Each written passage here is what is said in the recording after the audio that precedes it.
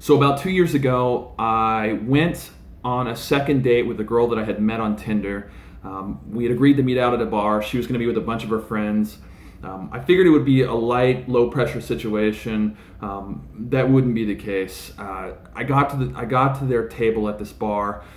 They're all sitting there, and I sort of froze when I got to the table because another girl that I was talking to on Tinder and was supposed to hang out with soon was also sitting at that fucking table. And I just thought, oh my God, I'm the least lucky person on the planet.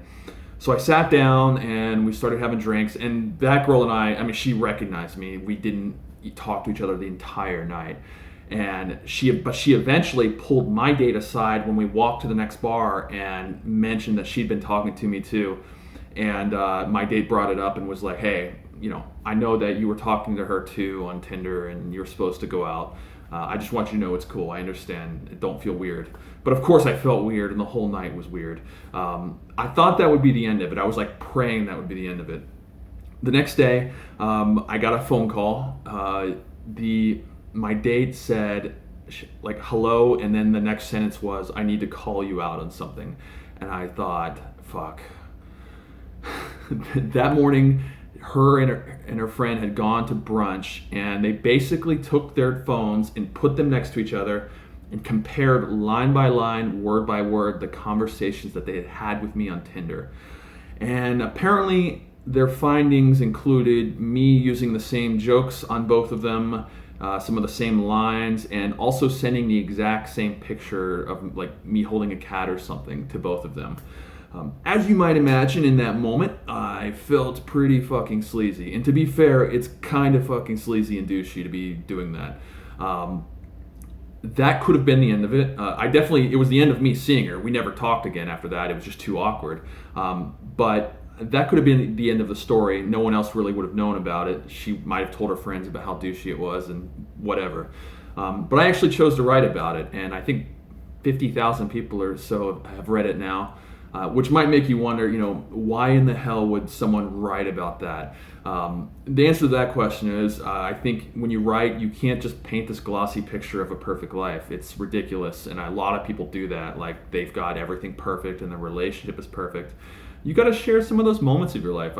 It sheds light on your humanity and makes people relate to you.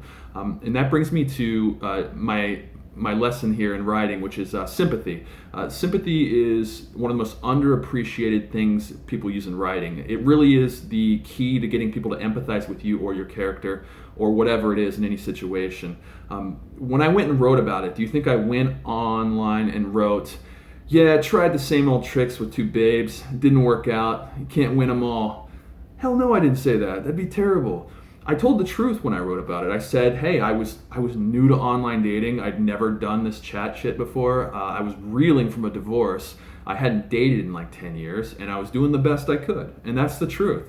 And, I think that resonated with readers because I think people have gone through stuff before, and we've all done embarrassing things. So if you're going to be writing about embarrassing situations or things you're not necessarily proud of, you need to learn how to leverage sympathy in your favor. I'll give you an extreme example. Let's say you were going online and you were going to blog or write on Quora about when you robbed an old lady. Like, you full on robbed her. You busted out a gun, put it in her face, and said, "Give me all your money, Granny." If you were going to write about that, would you want to go online and write, I needed the money and that old bitch was available, so I just went for it? No way. Don't ever do that. You got to craft a narrative that people might be able to identify with. I mean, you could say, I was on the streets. I grew up in an abusive home. Obviously you want to tell the truth. You don't want to just make shit up. But you could say, I grew up in an abusive home. I'd lost my son and I needed the money or I'd never see him again. It wouldn't justify your actions, but it wouldn't make you look like a cold-blooded, murderer when you wrote the story. So the key here is understand sympathy and how to create it. All you're doing when you're creating sympathy is you're finding ways to get readers to empathize with you. You're creating situations, you're giving them your psychology in that situation, what was going through your mind. You're expressing, like in my situation, I expressed remorse and regret for sort of being sleazy in the way that I chatted with girls. I know that's not a huge deal. I wasn't married to any of these girls, but it's still kind of gross. I mean, as a writer, you have to find ways to build these connections, and sympathy really is the best way to do it.